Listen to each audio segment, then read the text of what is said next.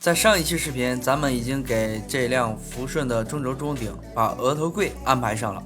今天咱们给后空调安排上一个尾柜。很多朋友来我们这里改车，起初定方案的时候是坚决不要给后尾部装这个空调柜。为什么不装呢？他们为了省钱。结果来提车的时候又发现不装真的太丑了，后边又给它加装起来了。